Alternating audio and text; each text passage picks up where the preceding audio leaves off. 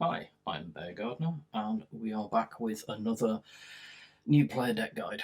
This time we're going to take a swing at Britain, if that's a nation that you want to start with. So I'm going to open up by saying, obviously, you can find me all the social media things that are down below my face, and in the links in the comments and things. Please like, follow, subscribe, all of that good shiz. But I'm not going to make a big noise about that because we're going to get into content-focused stuff. So this is not a guide to meta decks. None of my starter guides are. These guides work on trying to give you a deck that you can play from the cards that you have available early in the game, with a goal towards a deck which will be reasonably playable at the upper ranks and even Field Marshal.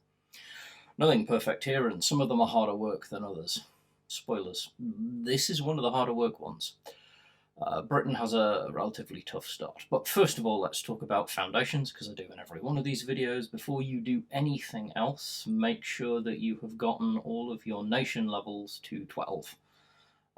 Because, as I will show on the rewards screen if I scroll backwards, obviously this is my new player account, but it's we've done well on this account, so it's gone a while.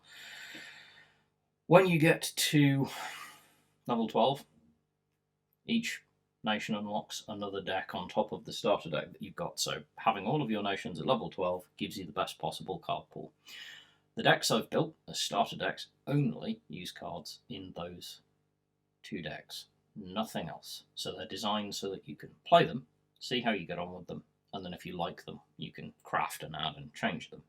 I don't expect you to craft things to try out a deck, which means that some of them are tougher to play than others. They're all playable, especially at low levels. Some of them, the higher levels, get harder. Of the 5 that I will cover, the US German Frontline and Japan German aggro decks are probably the 2 that are going to be the least craft heavy on as you level up. But they're all doable. So let's take a look at starting a Britain deck. Now, lots of different things you can do with Britain, but I wanted to focus on one that's relatively consistent and also something that a new player can learn about a deck archetype, which I always want to be able to do. In this case, we're going to talk about ramp decks. Now, ramp decks, based around the idea of, instead of the normal credit progression that you get in a game, which is 1 credit on turn 1, 2 credits on turn 3, 3 credits on turn 3, so on and so forth. Ramp decks use cards that build on this, getting you to higher credit totals quicker, allowing you to play bigger cards earlier, which should give you an advantage to win off. To make sure that that advantage is one that you can leverage, we want to be able to bypass things like guards if we possibly can, which is why we are going to focus on ramping towards bombers. Also because you have access to some decent ones at the beginning of the game. So this is a long deck list. It's longer than I'd like it to be because, as I say, Britain doesn't have the greatest selection of harmonious cards at the start of the game. But the intent of this deck is to build towards being able to play out and use bombers to do damage to the enemy HQ while keeping ourselves alive. We're going to, as we always do, card by card, and we'll talk about why they're in there. So we have AA Barrage. This is a fairly standard thing. It probably won't be with us for massively long, but early on in the game it can be useful. You use to make a target air unit retreat and give your HQ defense +2. However, the big use of this is if you're about to play a big bomber turn and you want to be able to get that bomber out or use a bomber that you have on the board to do damage to HQ, and your opponent has a fighter, bombers are effectively guarded by fighters. If there's a fighter on the board on your opponent's side, your bomber has to deal with the fighter first before it can get to HQ. AA Barrage lets us send that fighter back to our opponent's hand and deal damage to the HQ. So we aim to try and save it for late game to finish the game. Desert Rats, 2 copies of. It's not a bad card to have because it's pin. So 1 damage to an enemy unit, fine, does damage. Everyone knows how that works. Pin's great because it means a unit can't move or attack, and slowing our opponent down is part of how we're going to survive in the early game. with this deck. We don't have a lot of other tools because we need to craft to unlock them, so we're going to use pin quite a bit. Close air support. Obviously, the main use for this is you can buff British air units. However, note, target British air unit and its adjacent units get +1/+1, not its adjacent air units.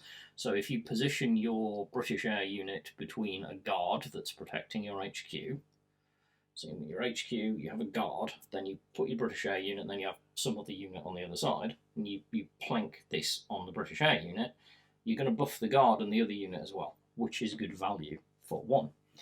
We're going to use this a lot. Red Devils, this is just good value card. It's a 1 cost, 1 op cost blitz infantry unit that goes into the front line. Not only is it 1/3, which means it's got a tough defense to remove, it also charges your opponent an extra credit for targeting it with attacks or orders, making it hard to remove. We want to get this sort of thing into the front line and hold that front and stop our opponent being able to get to us and put pressure on us. In the same vein, Greyhound. Also from our US allies, we get the Greyhound. It's a blitz tank again. It's 1/3, so it's a tougher body to remove early game. While on the front line, units in your support line have +1 attack. A lot of the time when we're playing Greyhound, this is text we don't care about. In this deck, we really do, because this early game can clog up the front line to stop us getting pressured. Late game, deploy this, move it forward. All of your bombers, if you've got 2 bombers in the back, both of those just got +1/+1. And deploy 2 of these, they've got +2/+2, +2 attack, and so on and so forth. Has its uses. It's a good card in this deck. It'll be with us for a while as we're climbing. Naval Power. Pin an enemy unit. Talked about how good this is already. Instead of doing damage, this one gives your HQ +3 defense. Again, increasing our HQ defense gives us survivability, letting us last long enough to leverage, hopefully, bigger units later in the game. Swordfish. 1 cost, 1 op cost, 1/3 bomber. This is a core card during the climb because we can find ways to buff it, as we've talked about. We've certainly already discussed buffing units. With a buff from something else, this can be amazing. And it's a bomber, it targets it, and it's cheap. And it can target the enemy HQ over guards. As ever, be wary of fighters. Gladiator.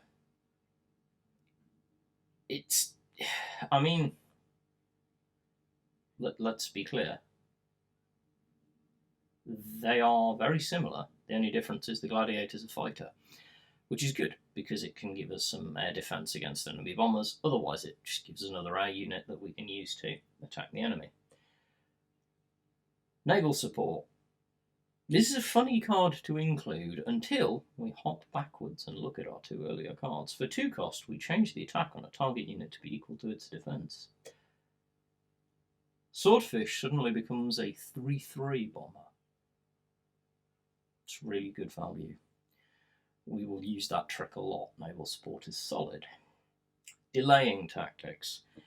In the same vein as our pin cards, we have this. For 2 cost, all units in the front line must retreat.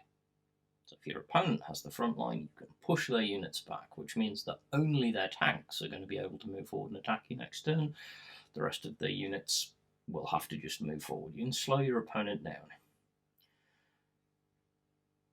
5th Brigade, this is our big guard at the moment. We'd like more guard. We will get more guard as we level up. It's a 1/5 guard just to protect us. It does its job. We sit it next to, hopefully, in an ideal world, we have HQ, 5th Brigade, and whatever bomber that we're leveraging at the moment.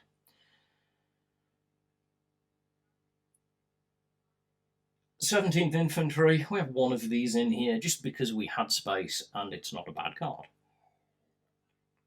When we deploy it, we can give another unit +1/+1, and we're all about buffing our bombers to do damage, or buffing our guards to stay alive longer. Right, the War Machine. So this is our first ramp tool.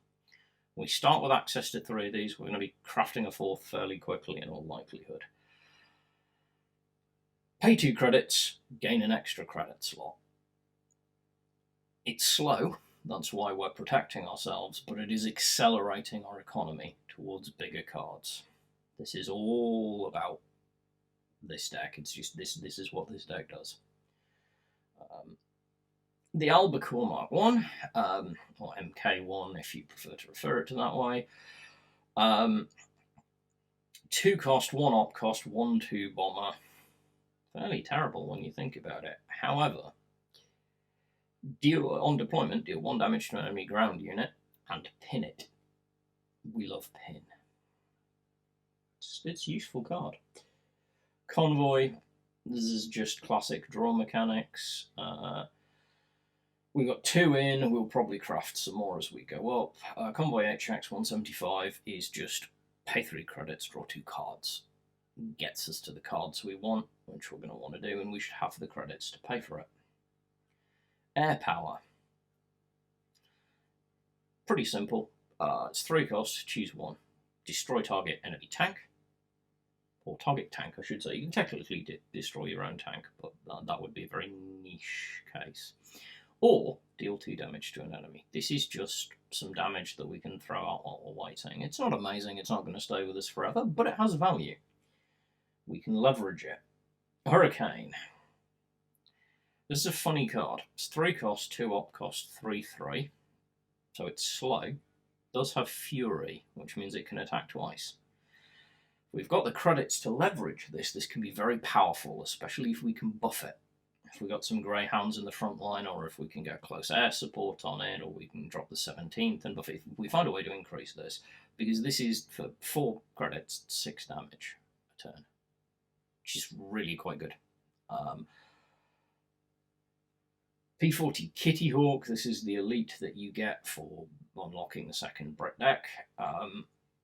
It's a solid card. It's not world-breaking, but it's a utility card that does well. It's a simple enough 2 op cost 2/3 fighter. The thing we mostly care about is on deployment, deal 2 damage to an enemy ground target. So that can be infantry, artillery, or tanks. Can be really good for clearing an annoying thing out of our way or bringing something within vulnerability range of something else. For example, this plus air power could remove a 4 damage target in the back line. So an artillery might fit that criteria. Leopold, German elite, we're looking at you. Coldstream Guards. It's another guard. It's not as good on the face of it as 5th Brigade, so one of the things you may be asking is, why on earth does it cost more?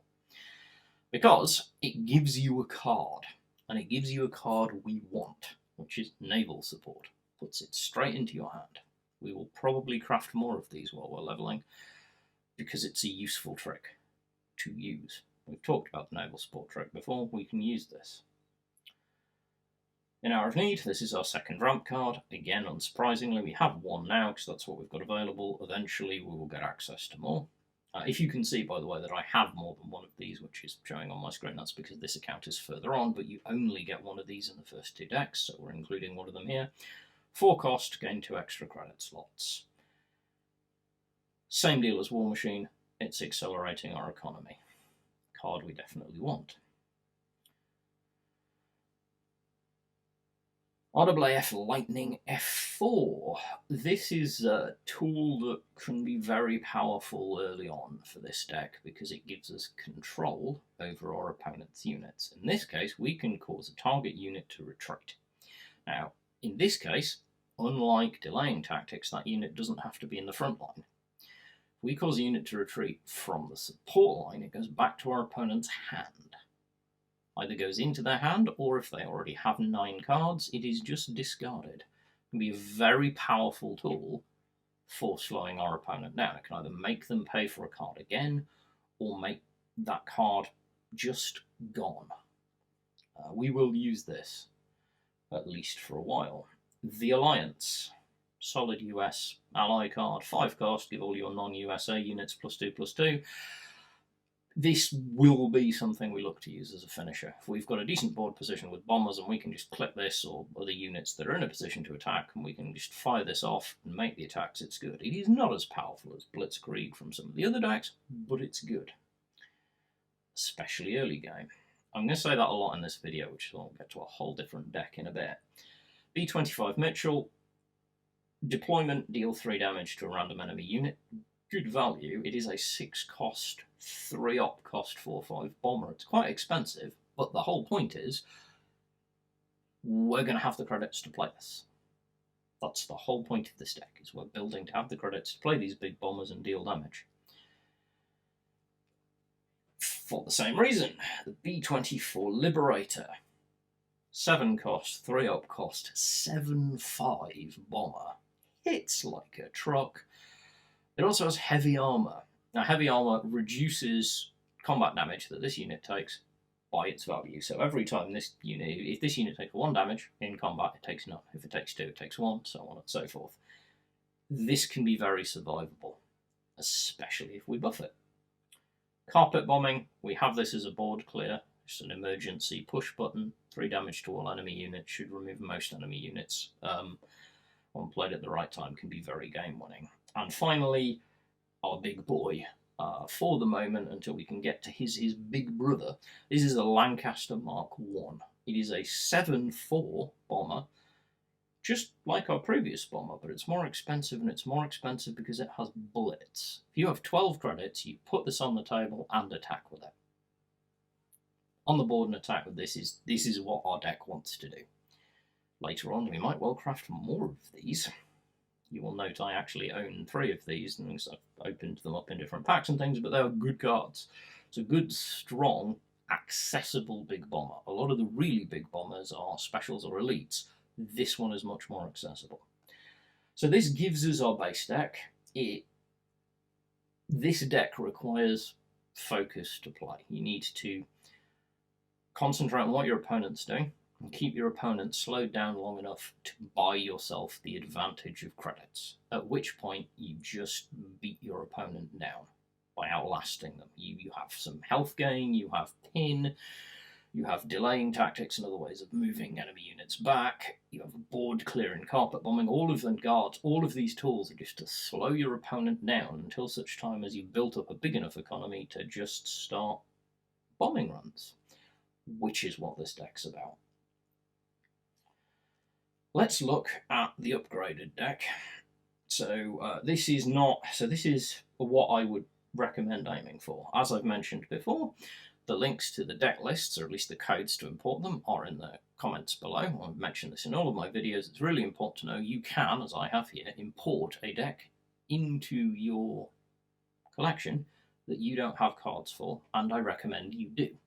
Especially with these starter decks, because if you put this in, you can use this as a reference to go and see what you might want to craft. Now, this one's a little more intimidating than my previous deck guides, because the final deck that we're aiming for here requires a lot more crafting, especially the lower level cards, which we haven't normally had to do a lot of because we get some very good low level cards. Other ones. This is our final-ish. I mean, this is not final. There are lots of different variants of this flying around, but this is a relatively solid competitive ramp deck. So, go card by card. We will not be talking about the elites until the end. I never do, because then we talk about why they're there, crafting orders and alternatives. This is a special. This is the production order card. This card is amazing. It is integral to this deck. You want 2 of them at the far end of this deck. For 1 cost, you add 1 of 2 bombers to your hand. So let's look at the 2 bombers.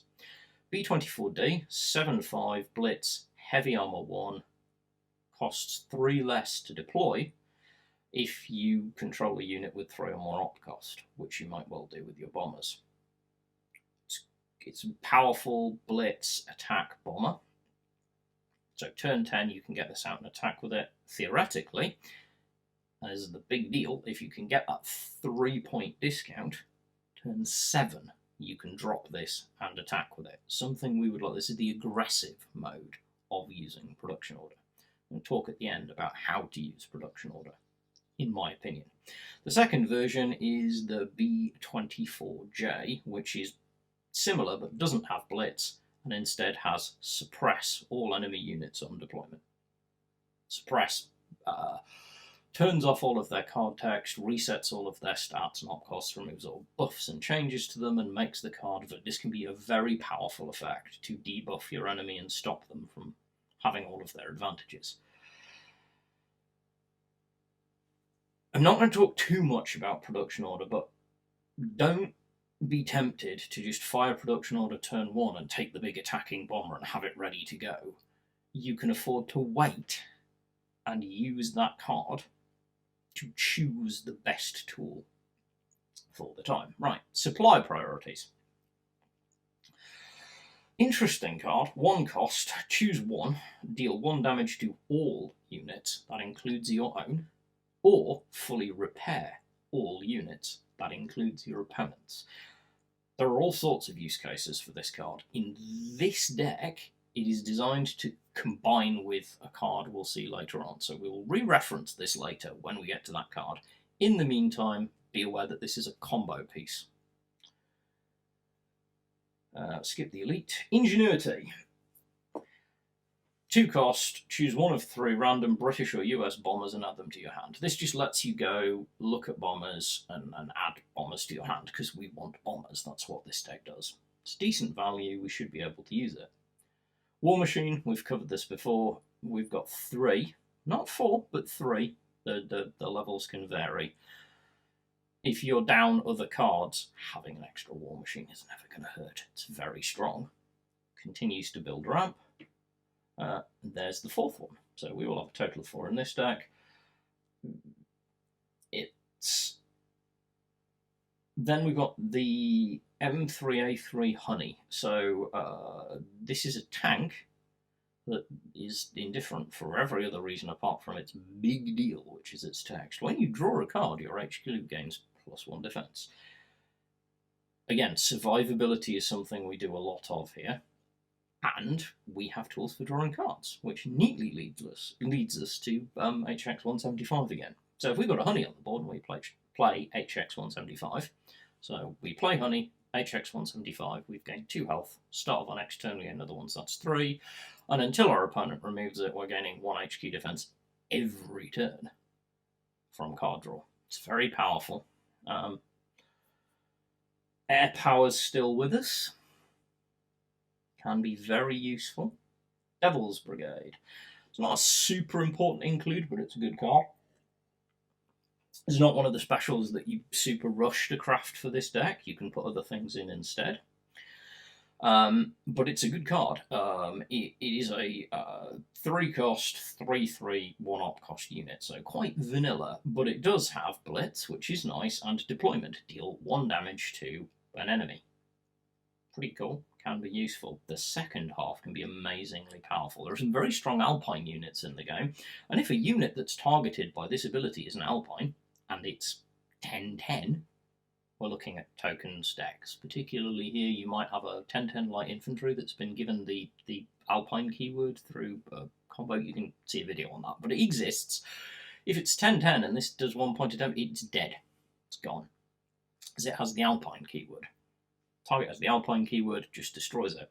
Quite powerful. Supply shortage. Right, there's another combo piece, although this can also just be used as a tempo play. 3 cost, enemy units receive 1 damage at the start of their owner's turn. Starts a ticking clock on all the enemy's units to kill them. Now we can do this the slow way, buying us time. We can also do this the quick way, which we'll get to in a bit. Right, next up, the Glamour Boys. This is another key card to this deck, because this card is insanely powerful right now, and might change in the next patch. It is a 5 cost, 1 op cost, 3/7 guard, which in and of itself is basically on curve. It's a standard card, so you can have 4 of them. Deployment. Give your HQ 4 defense. Say that again. Play this card and give your HQ 4 defense and put a guard in front of it. 4 of these in your deck. You can find them and play them, and we have tools to do so. You effectively have 40 HQ defense and 4 guard. It's amazing. This card is a must craft early if you're playing Britain up to a certain, at any level you're going to want 4 of these. Unless you're playing something very specific, you want 4 of these in your deck. Just craft them and profit. War Bonds, another really strong card. We run 2 of 3, but you could make an argument for running 3. Gain 2 credit slots and draw an additional card at the beginning of next turn. This is like all of our Christmases come at once in this deck, because this is doing everything we want. It's accelerating our economy and getting us to the cards we want to use. Love this card in this deck. We'll skip Sexton because we're not doing elites. Monsoon Rot. So you remember we talked about combos. Supply priorities, supply shortage that can pink 1 point of damage. This sets the defense of all of your enemy units to 1. So if you have 7 credits and you don't mind taking 1 damage to all of your units, you can destroy every enemy on the board for 2 cards. If you have supply shortage and 9 credits, ignore the balloons. Apparently there's a setting issue which I need to go and deal with. But we'll carry on. If you have supply shortage and 9 credits, you can destroy all enemy units at no cost to yourself, apart from 9 credits in a deck that wants more credits. This is a very strong card. We run 2. You could make an argument for running up to 4 of them. Really depends on what else you have available.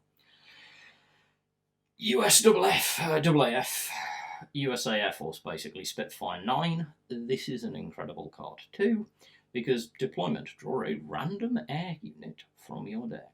There is no air unit in our deck that is particularly random for us, because all of the air units in our deck are really powerful units that we want to play. Late game, this accelerates us to the cards we need.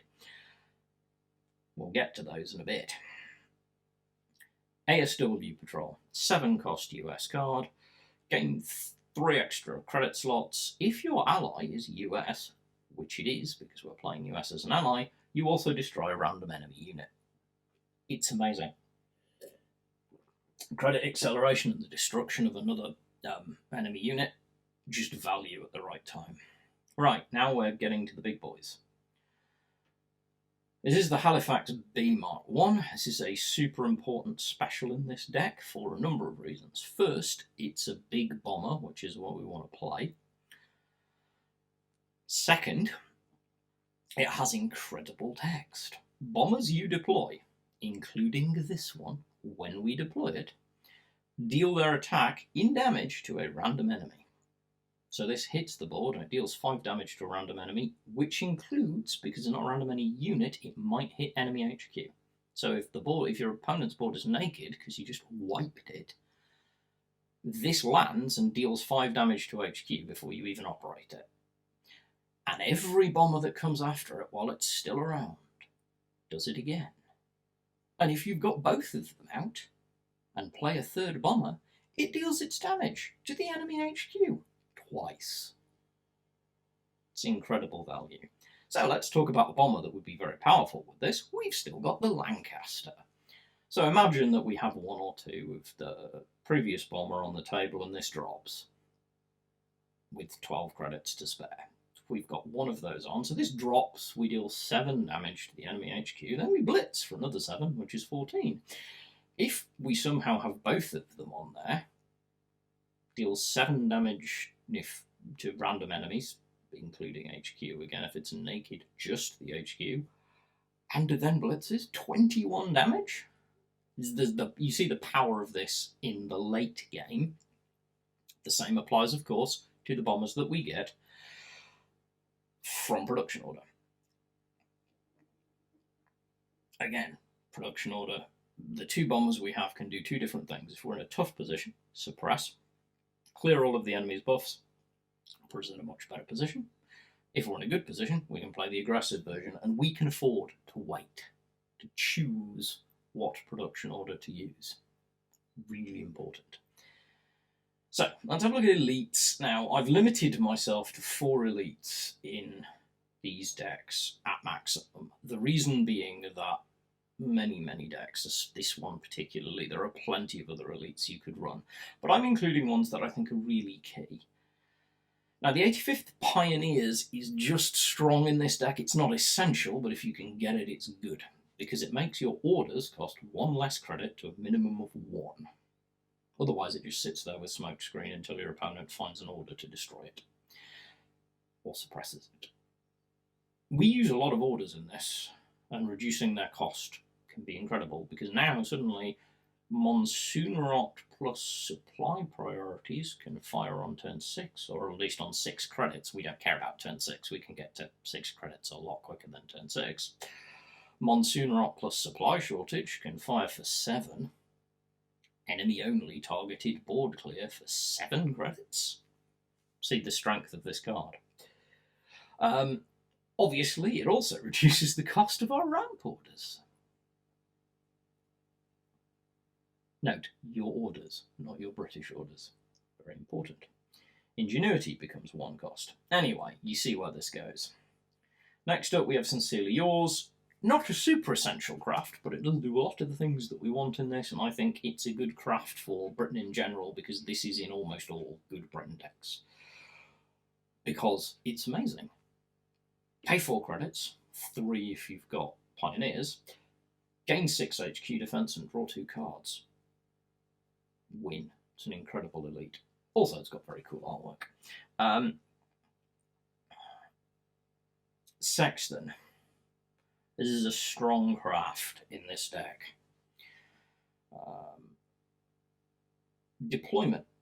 Pin an enemy unit at the start of your turn, pin that unit again. I'm going to revisit that in a minute to understand how powerful that effect is. But otherwise, it is a 2 op cost, 5 deployment cost, 3 for artillery, which isn't bad in and of itself. But let's revisit that text a little. On deployment, pin an enemy unit. At the start of your turn, pin that unit again. As long as this is alive and unsuppressed, your opponent can never ever use that unit again. Has to remove this. Put this behind a guard, protect it in some way. It's just so strong for turning off big, powerful units. Oh look, you've got a 10-10 King Tiger tank. Can't move it. It's a good craft. Much as a priority elite craft. Meet the Wellington. We talked about the Lancaster's big brother. If you don't have this card, include a second Lancaster, at least it's close enough. But this is the Lancaster's big brother. This is the Wellington, and it's amazing. It does less damage, but we'll get to card text. Card text is a powerful thing, as you will have noted. It's a 7 cost, 3 op cost, 4/3 Blitz Bomber. It's actually fairly underwhelming. Until, if in your hand, this unit costs 2 less each time you give an order. Note, this does not say to a minimum of 1. You can reduce this to 0, and often will. You can put this on the board, trigger the previous mentioned combo of it dealing its damage for being deployed. Remember our good friend the Halifax, so it deals 4 damage, then blitz for another 4 for 3 credits. It's insane. Craft it, enjoy it. It's an integral part to this. Because we have access to Ingenuity, and because of what this deck does, it might benefit us to go take a look at bombers. So I'm going to turn on Search All. I'm going to switch to Bombers Only, US and Britain. And we can take a look at the British and US available bombers, of which there are many. These are things that we could get access to. Some of them are fairly underwhelming. The Blackburn, deployment, deal 1 damage to an enemy. If the enemy is a unit, pin it. So you can deal damage to the HQ with this and get a pin. It's okay. Blenheim, double damage if the front line is empty. It's okay. We flip through these. Obviously, we've talked about Swordfish, the Albacore. What have we got here? We've got the Battle. I'm just looking for ones that you might really want to keep your eyes open for. Like, all of these are valuable because they're bombers, but there are some particularly good bombers in here. Privateer can be very annoying because it costs the enemy 2 credits in addition to everything else to target or attack this unit, kind of like Red Devils, but in the sky.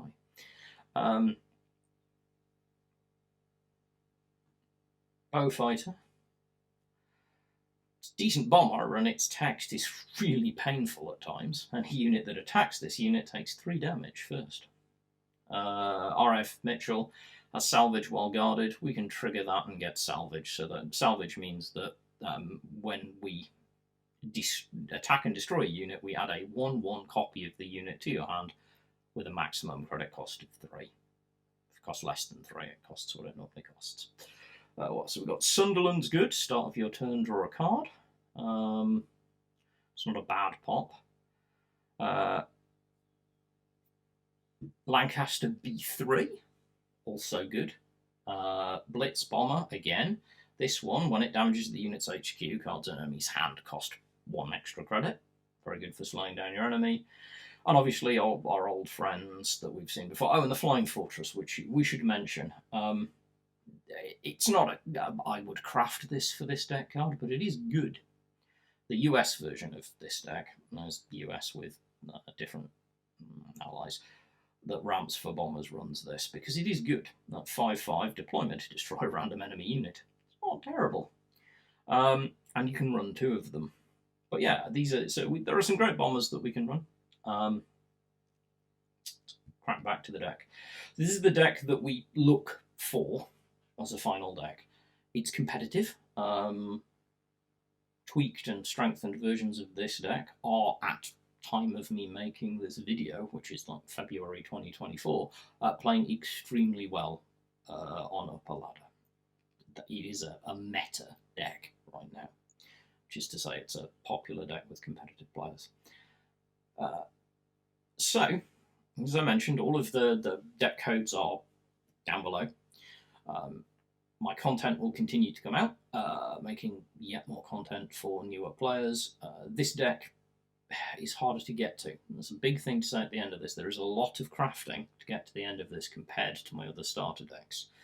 The early starter deck, by the way, the one that we begin with, will play well probably until you get to, I would guess, although I have not obviously had the ability to hard test, I guess it's playable into and around ranks sort of 5 or 6. After that, unless you've crafted some extras, you're going to really probably struggle to get wins out of it, because you'll come across much faster decks that have ways round your delaying tactics and slowing methodology, and you need to get into the big ones. So again, priority crafts for you in this, definitely. I mean, I suppose I should mention priority crafts, given what I've just said about this deck. Glamour Boys, craft 4 of these as soon as is humanly possible. They are essential. Supply shortage, monsoon rot, supply priorities, these are strong crafts.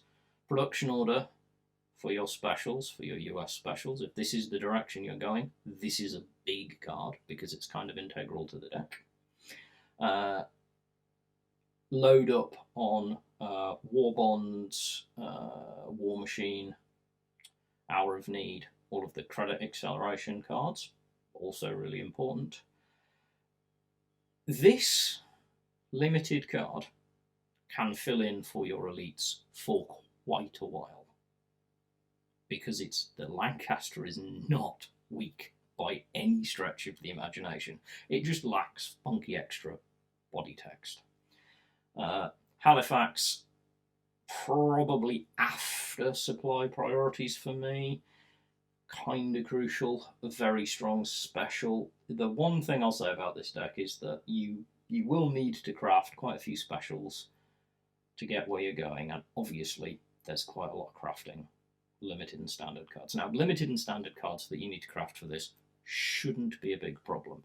For example, this deck has been in existence, this account rather, has been in existence for 4 weeks now.